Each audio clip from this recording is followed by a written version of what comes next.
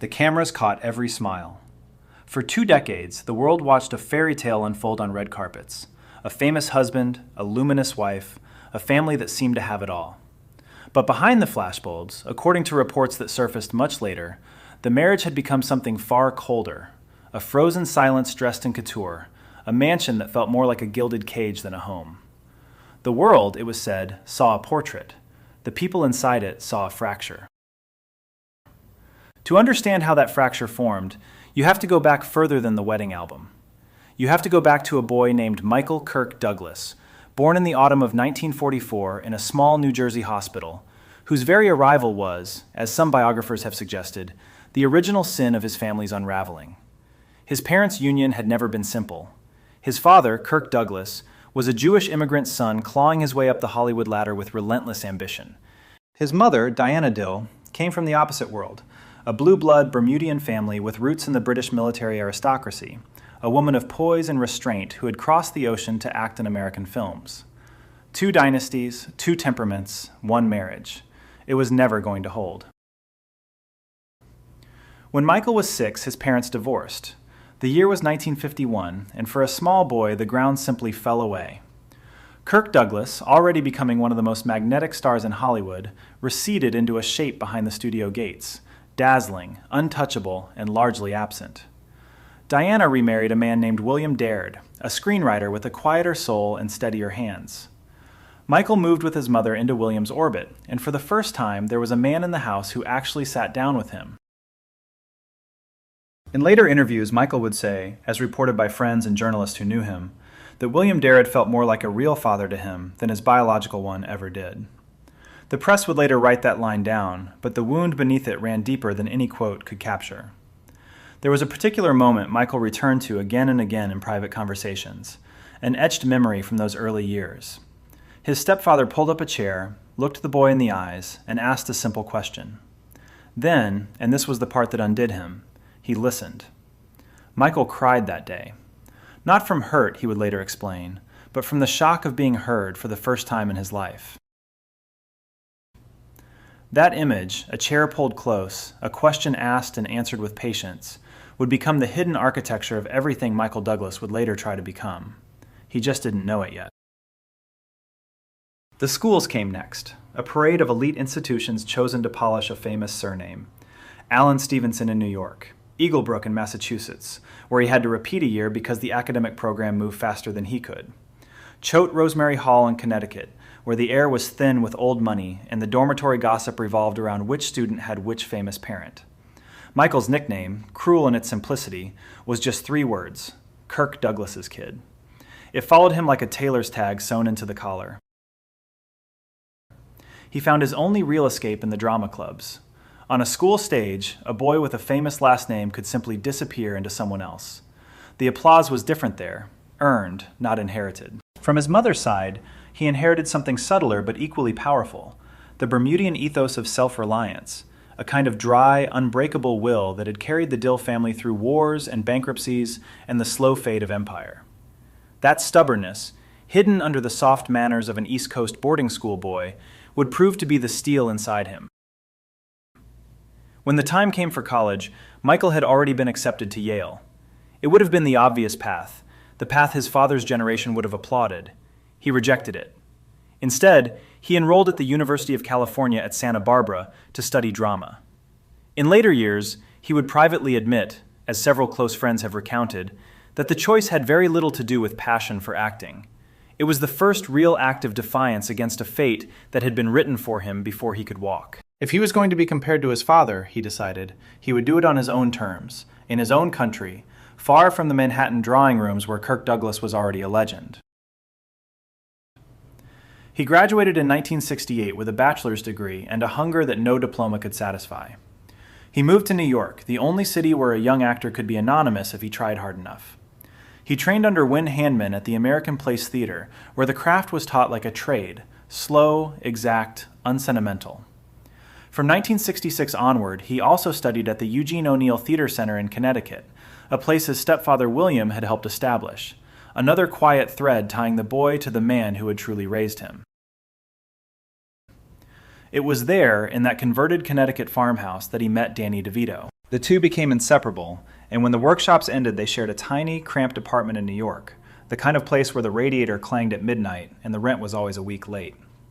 Danny was already loud, already funny, already halfway to being a star. Michael was quieter, more guarded, more aware of the long shadow dragging behind him. His first screen role was almost a prank.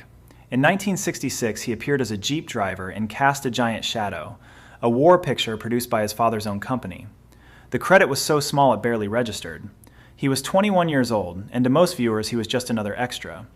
The tabloids, of course, whispered that he only got the part because of the family name, and he could never quite prove them wrong. The late 1960s and early 70s were a long, lean apprenticeship. Small parts on New York stages, tiny television jobs, paychecks so modest that he sometimes wondered if his father was right, if acting was really a fool's errand for a Douglas.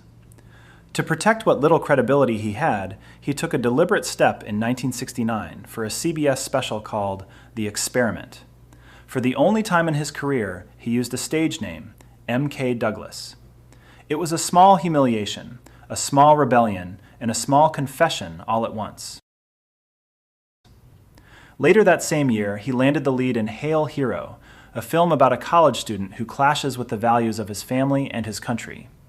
The performance was raw, a little unsteady, but it caught the eye of the Hollywood foreign press.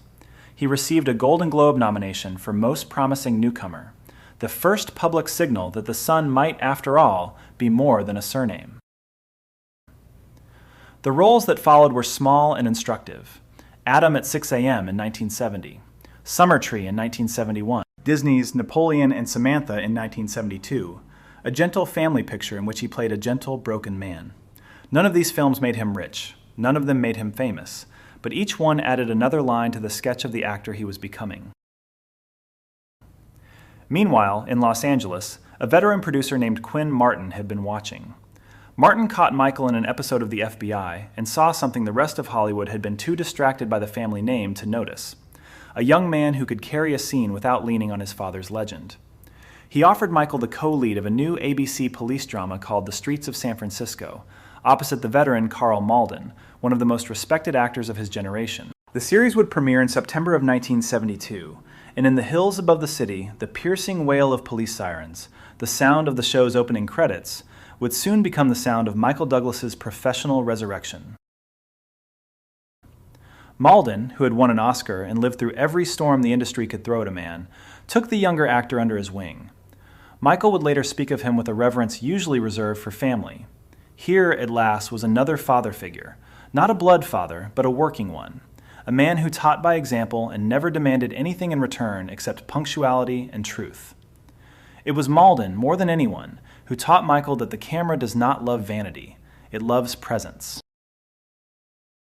For 5 seasons, from 1972 to 1976, Michael played Inspector Steve Keller, the young, hungry half of a 2-man team chasing criminals through San Francisco's steep streets. The role earned him 3 consecutive Emmy nominations for Outstanding Supporting Actor, a record for a young actor in a police drama at the time. He even directed 2 episodes, a rare feat for someone still in his 20s.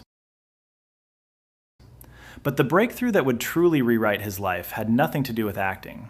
It had to do with a yellowed piece of paper and a novel by Ken Kesey that Kirk Douglas had bought the film rights to back in February of 1962, and had then personally carried onto a Broadway stage as the rebellious patient Randall McMurphy.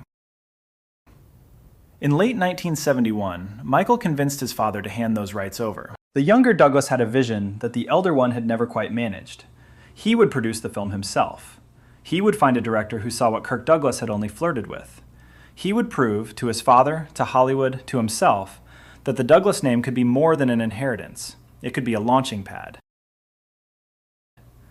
That decision, more than any other, would change everything. But the cost of changing everything, as Michael would discover in the decades to come, is that you also change the people you love along the way, and some of them never quite recover. The shift happened almost overnight.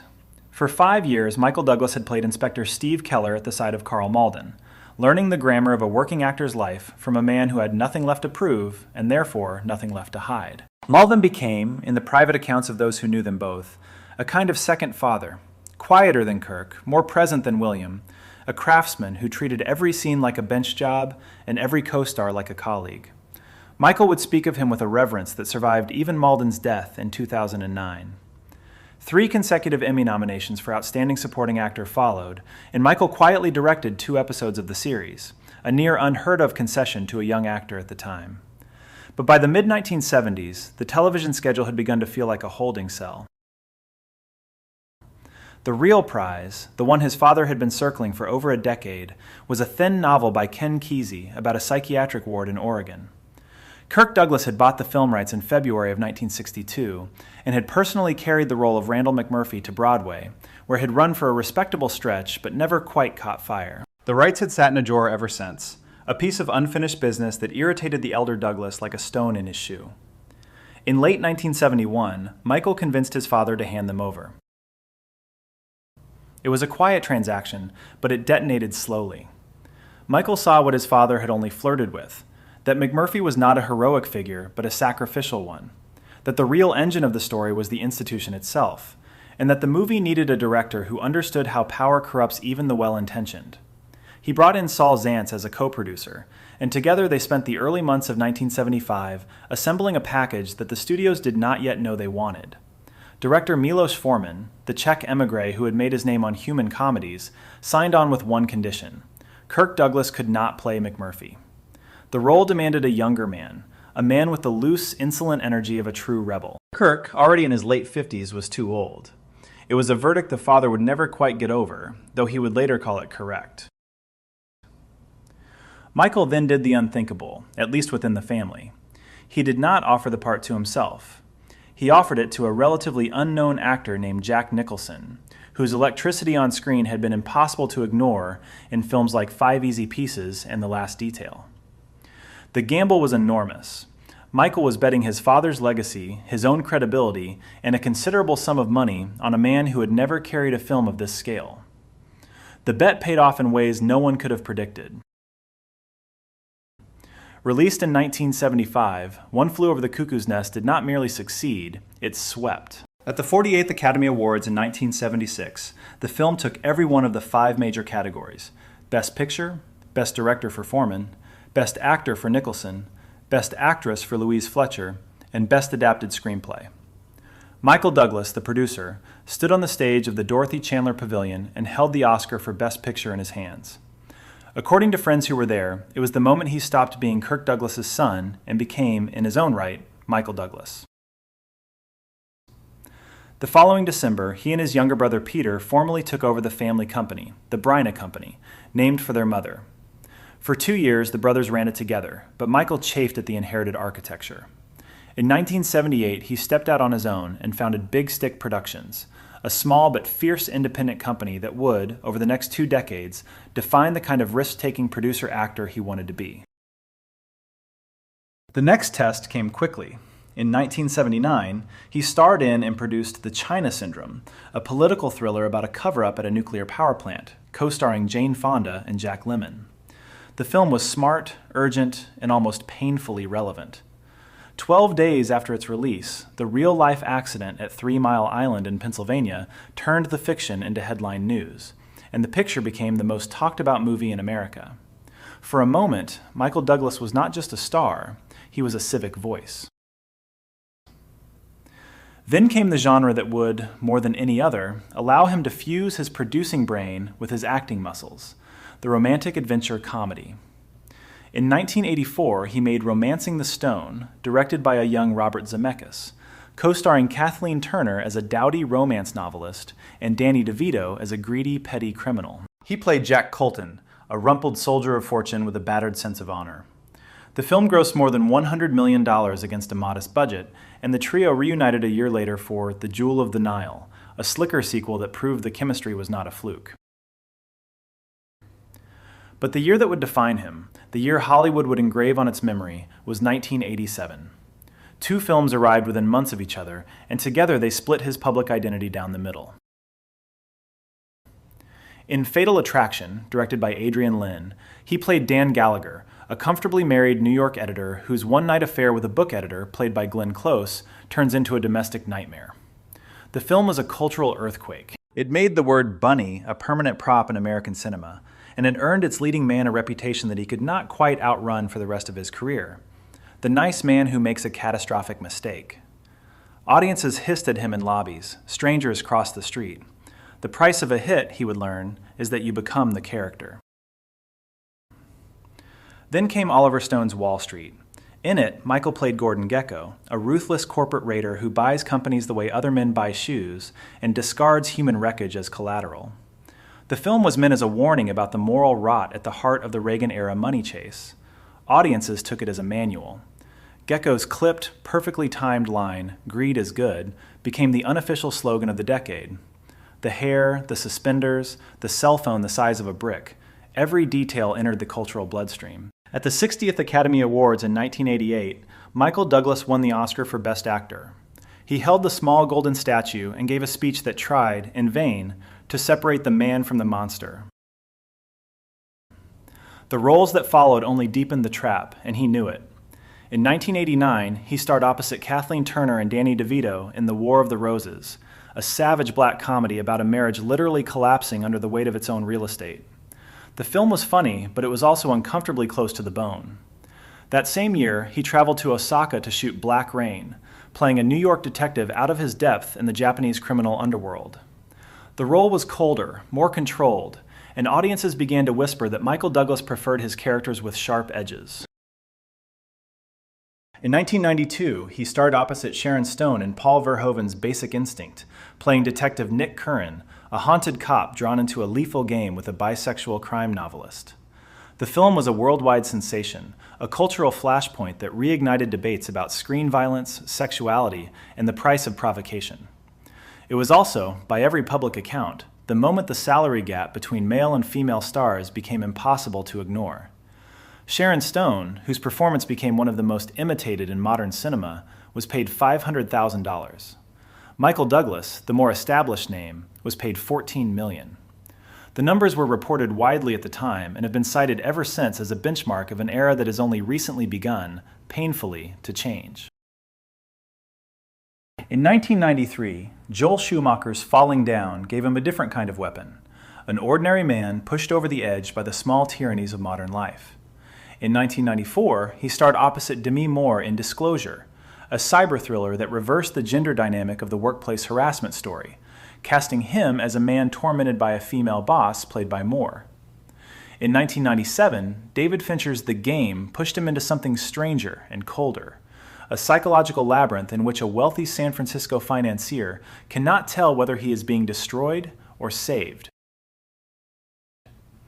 Across all these roles, a pattern emerged that Michael Douglas himself would later describe in interviews, with a mixture of weariness and dark humor. The characters were men who were ruthless, selfish, morally compromised, or quietly unraveling. The public, with the inevitable flattening of fame, began to confuse the actor with his parts. He told interviewers, as reported by several journalists who spent time with him on set, that he had begun to feel strange, suspicious stares from strangers on the street, as if they were looking at the very men he had played the night before. And here, in the late 1990s, lies the cruelest paradox of his professional life. The darker his roles, the more famous he became. The more famous he became, the more the public insisted on owning him. The man inside the roles, the quiet, watchful, fundamentally private Michael, was slowly being erased by the silhouettes of the characters he played.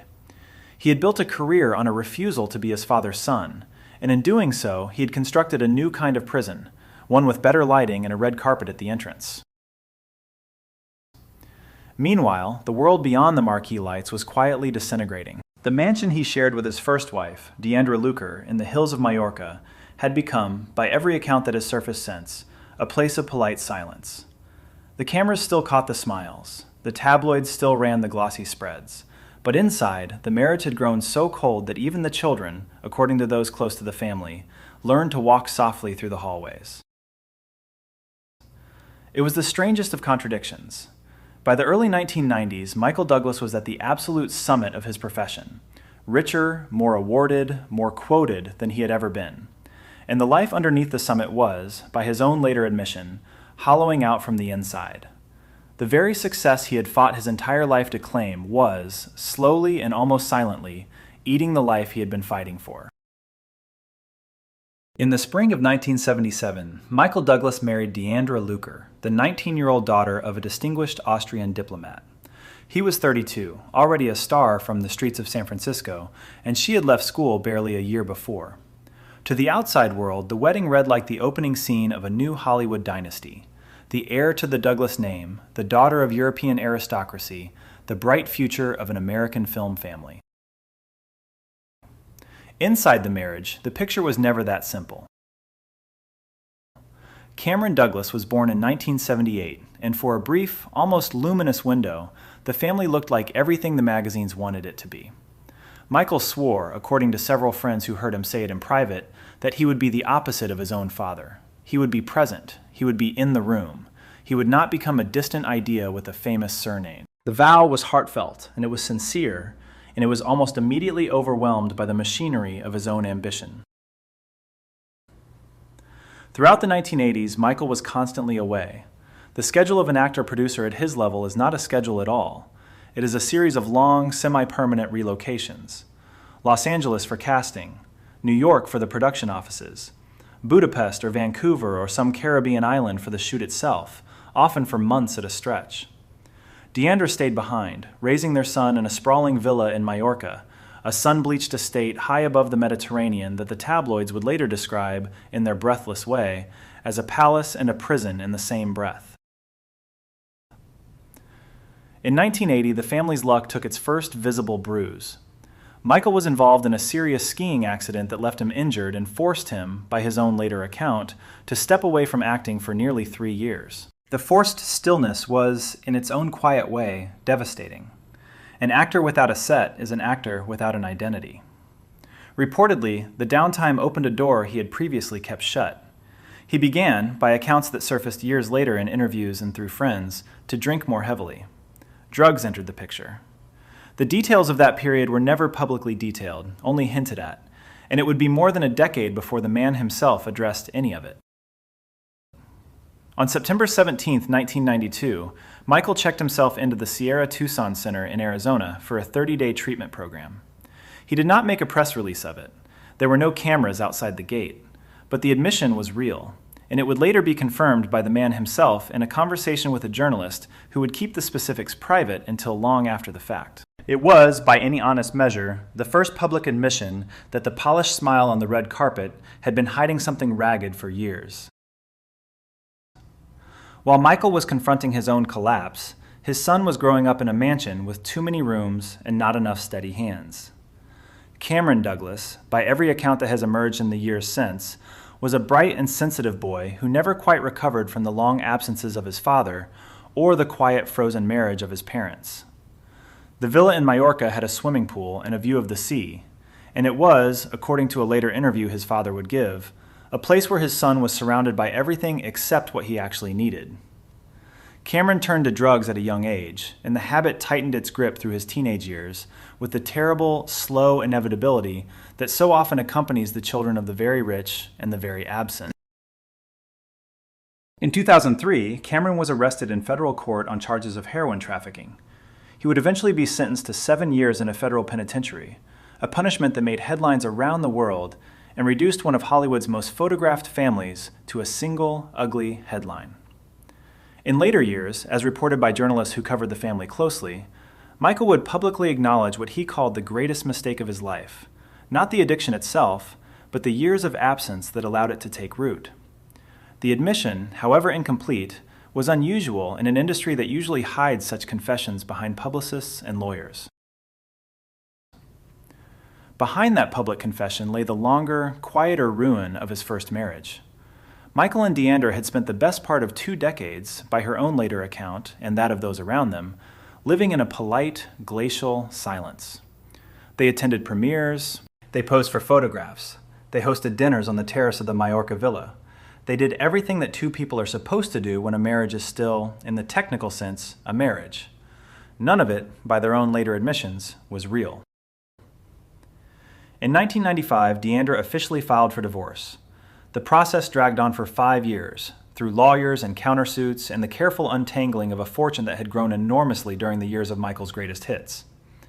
The settlement, when it was finally signed in 2000, was one of the largest in Hollywood history at that time, $45 million to Deandra, plus a substantial portion of the Majorca estate. Michael was in his mid-50s. His only son was behind bars. His first marriage was, on paper at least, finally over. And then, in the summer of 1998, something unexpected happened. The Deauville Film Festival in France has always had the air of a small, civilized secret. The American stars fly in, the European critics gossip on the boardwalk, and the films play to half-filled rooms that feel, somehow, more honest than the festivals in Cannes or Venice. Michael had come to present a film, but his attention had been quietly stolen weeks earlier by the trailer for The Mask of Zorro. There, on a screen in some forgotten screening room, was a young actress with a smile that could cut glass, and a physicality that felt, even in a brief trailer, like the future. Her name was Catherine Zeta-Jones, and she was 28 years old. He saw her in person for the first time at a Deauville party. The age difference between them, as the press would later remind everyone with metronomic regularity, was 25 years. He walked up to her, and according to the version of the story that has circulated for years, he opened with a line so direct it would have emptied any room that was not itself made of movie stars. He told her, plainly, that he wanted to father her children. Catherine was, by her own later recollection, momentarily stunned. The honesty of the line was almost offensive. And then, almost against her will, she was curious. He followed up with what became, in the private mythology of their courtship, a kind of signature gesture. A magnificent bouquet of flowers and a handwritten letter of apology that ran, by all accounts, to several pages. The letter explained himself without explaining himself away. The phone calls began shortly after. They lasted for hours, deep into the night, across the kind of time zone gap that makes infatuation feel like a small romantic illness. Two people who had every reason to be careful were, instead, reckless. In November of 2000, they married at the Plaza Hotel in New York. The wedding was, by any reasonable standard, extravagant, more than $1.5 million, a guest list that included Sean Connery, Jack Nicholson, and Tom Hanks, a cake taller than some of the people at the reception. Catherine was radiant. Michael, for the first time in years, looked like a man who had stopped performing. Their infant son, Dylan, was there in a tiny tuxedo that the photographers would later describe, with no irony at all, as the most priceless gift of the evening, living proof of the bold declaration that had once seemed, in a French resort town, so impulsive. A daughter, Karis, followed in 2003. To give the children a childhood that resembled something other than a soundstage, the couple made a decision that, in retrospect, said more about their values than any interview ever could. They moved to Bermuda. The tiny archipelago in the Atlantic, where Catherine had spent parts of her own childhood, and where Michael's mother had been raised, became the quiet center of their family life.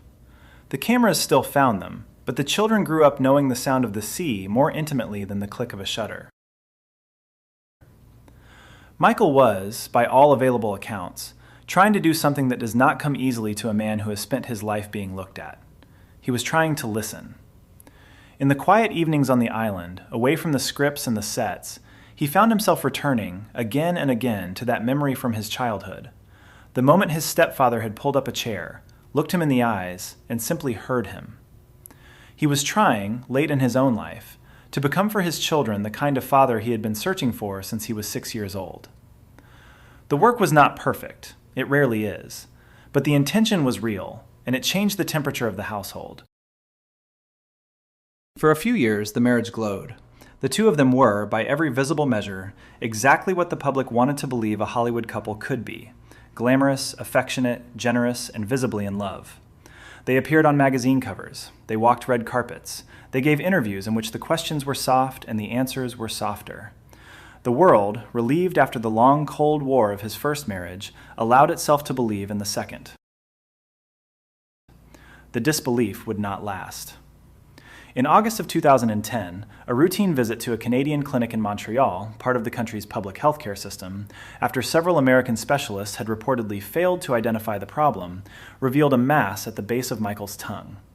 The diagnosis was stage 4. The word itself, spoken aloud by any oncologist, is a kind of detonation.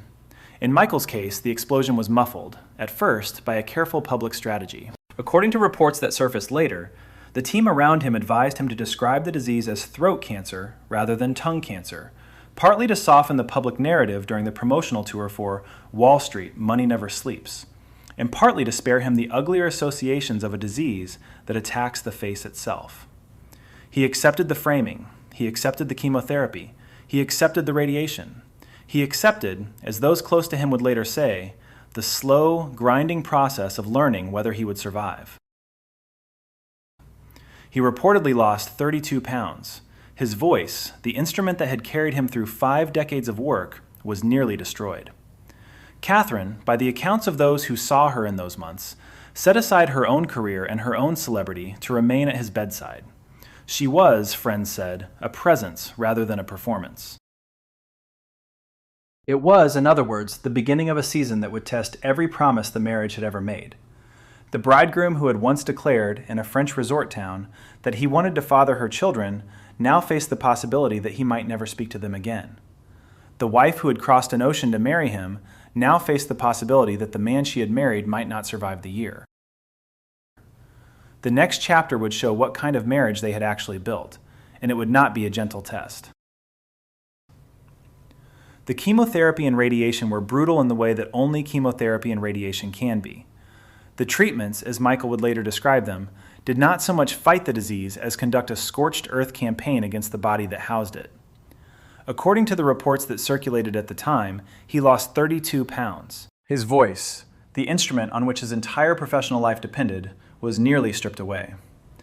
There were days, by his own later admission, when he could not swallow water without pain.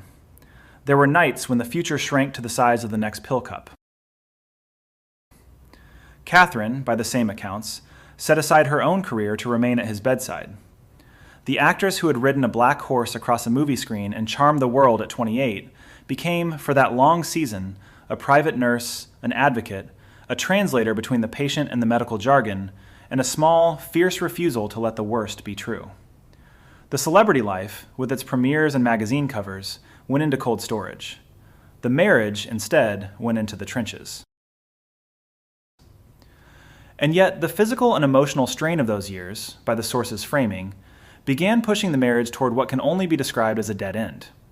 The body broke down. The schedules broke down. The small reserves of patience that any marriage depends on were depleted by a long siege that neither of them had asked for. In June of 2013, Michael sat down with a journalist from The Guardian and said what he said in the careful, slightly weary tone of a man who had learned that medical accuracy is not always the same thing as public relations. His cancer, he explained, had been linked to HPV. The science of it was, by then, reasonably well established in the medical literature.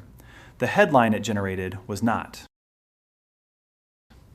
The tabloid press, by the source's account, twisted his words into what was described as crude and highly sensitive speculation about his private life. Catherine, the reports said, was deeply hurt.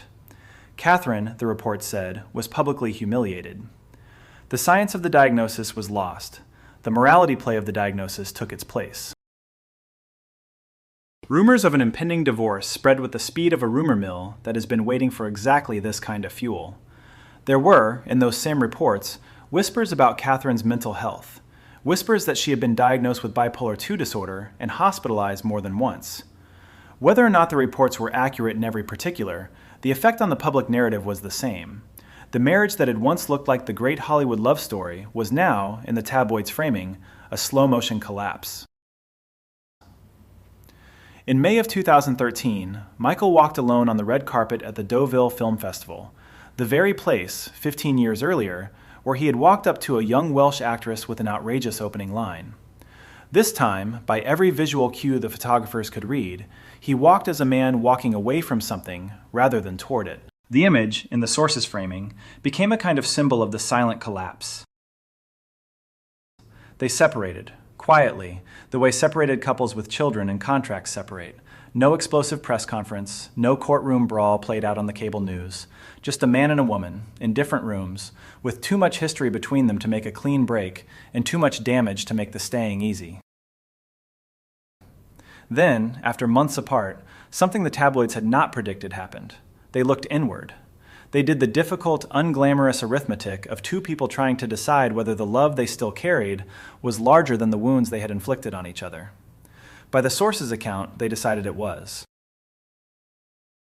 By late 2013, Catherine had quietly moved back into their New York apartment. the world was not invited to the moving day.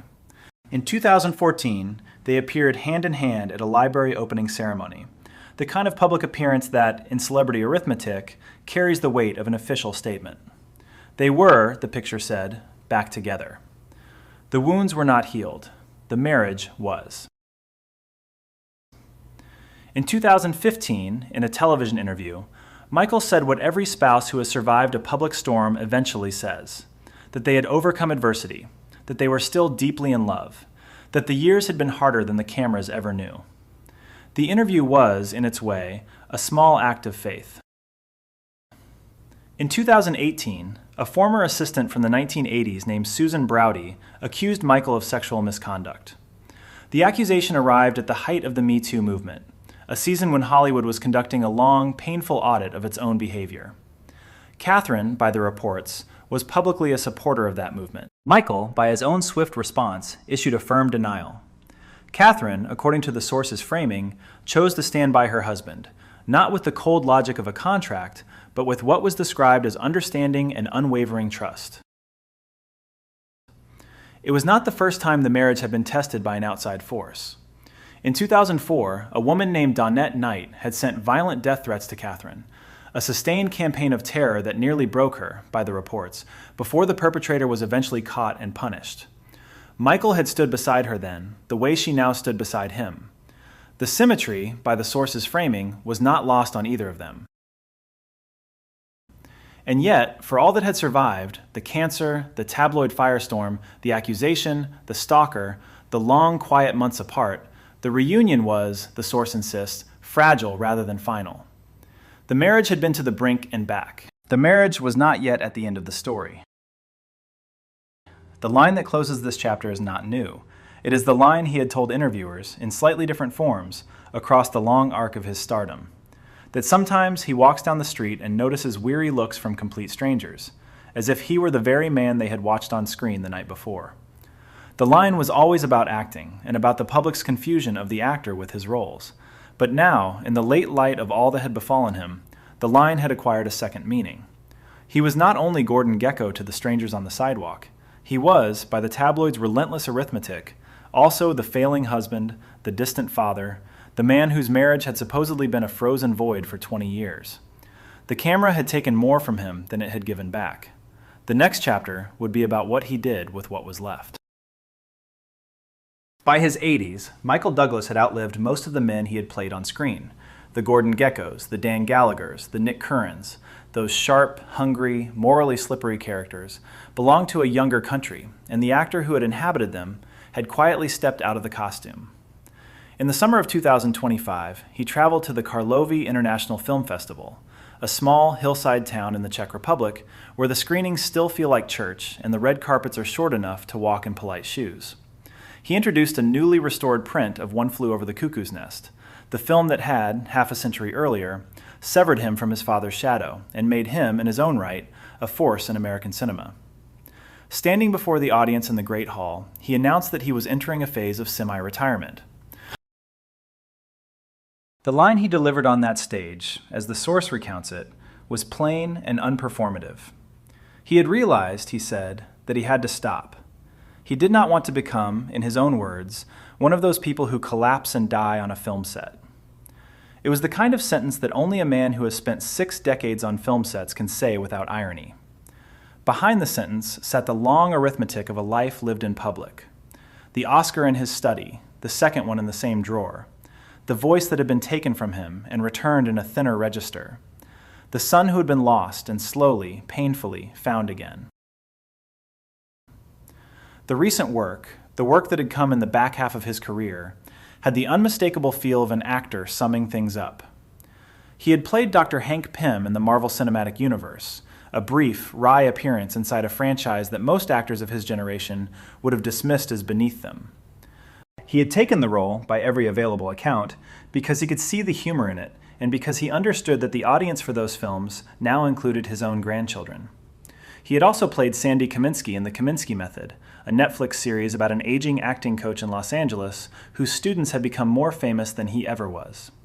The role earned him a Golden Globe Award in 2019, a small, late-career trophy that he accepted, by the reports, with the quiet relief of a man who knows the value of being recognized while he is still alive to enjoy it. But the deepest emotional wound, the wound that no Golden Globe and no superhero film could reach, was the one that had been festering since 1978, when his first son was born into the bright, echoing emptiness of a mansion in Majorca. Cameron Douglas had grown up inside the long shadow of a famous father and the cold architecture of a failing marriage. He had turned to drugs. He had been arrested, tried, and sentenced to 7 years in a federal penitentiary for heroin trafficking, a punishment that, by the source's account, reduced the Douglas family from a Hollywood dynasty to a single ugly headline. Michael had spoken publicly about the sentencing and about his own absence in the years that led to it, calling it, in the language he has used ever since, the greatest mistake of his life. Cameron served his sentence. He emerged, as so many do after years inside, a different man, older, quieter, with the strange, unearned clarity that long confinement can sometimes confer. The two of them did not snap back together. That kind of repair does not happen on cue. It happens, if it happens at all, in small rooms, over long dinners, in the kind of patience that Michael had spent his whole life trying to learn. The breakthrough, when it came, arrived through the only language the family had ever truly shared: film. In the fall of 2025, Michael and Cameron appeared together in an independent picture called Looking Through Water. The film, by every description that has emerged, is a small, intimate story about fathers and sons and the long silences between them. In interviews around the release, Cameron spoke of the project as something he had needed to do for his own healing. Michael, by the source's account, could not hold back what were described as proud tears watching his son recover, not from prison, but from the older, deeper confinement of having been unseen by the man who should have seen him first. The off-screen life, in those years, had slowed to a pace that an earlier Michael Douglas would not have recognized. There was a historic estate in Westchester, New York, where the trees were older than any role he had ever played. There were still long stretches in Majorca where the Mediterranean light did the only kind of retouching he could still abide. And there was Bermuda, the small archipelago his mother had loved, where Catherine had spent parts of her own childhood, and where the family retreated when the cameras of the world grew too loud. The days, by the accounts of those who have spent time with them, were quiet. There was meditation, there were books, there were warm dinners around a long table with Catherine and the children, the kind of evening that has no audience and no budget and no need for either. He continued, in those years, the quieter work of a life spent in public. As a United Nations messenger of peace for nuclear disarmament, he lent his name and his time to a cause that stretched back, in spirit, to the first time he had read a script about a melting nuclear core and decided that a movie could also be a civic act. The Douglas Foundation, the family charity that he had helped build over decades, had, by the source's count, donated more than $118 million to causes in health, education, and the arts, a sum so large it almost resists comprehension. And yet, like all the other numbers in his life, it carries only the meaning one chooses to give it. The reflection the source offers at the close is not sentimental. It is, in its own careful way, an instruction. A lonely ending is not a predetermined fate for those carrying the weight of a legacy, the source insists, if they learn to let go of the spotlight and embrace real happiness. The lesson is not that fame is a curse. The lesson is that fame is a tool, and like any tool, it will cut the hand that refuses to put it down. The lesson, drawn across the long arc of his life, is that a man who inherited emotional abandonment from his father, repeated it on his own son, and then spent decades trying to repair the damage in both directions, is not a man who failed. He is a man who learned, very late, what his stepfather had tried to teach him in a small room when he was 6 years old: how to listen, how to sit down, how to ask a question and then stay long enough to hear the answer. The image the source chooses to leave us with is not an Oscar and not a poster and not a red carpet photograph. It is a quiet dinner table, the same dinner table, in spirit, that his stepfather William once filled with the simple, radical act of being present. The Douglas legacy, as it now stands, is not a single great role or a single great fortune. It is the slow, stubborn project of one man trying to undo the damage that fame had done to the people he loved, one small, ordinary evening at a time. Hollywood, the source reminds us in its closing pages, is full of lives that look, from the outside, like uninterrupted triumph. The hidden scars are rarely visible. The price of the spotlight is rarely counted in public. The men and women who live inside those lives carry their wounds the way other people carry briefcases, quietly, always, with the vague hope that someone will one day ask to look inside. The door, the source implies, is still open. The question, as it always was, is whether anyone will pull up a chair and wait long enough for the answer.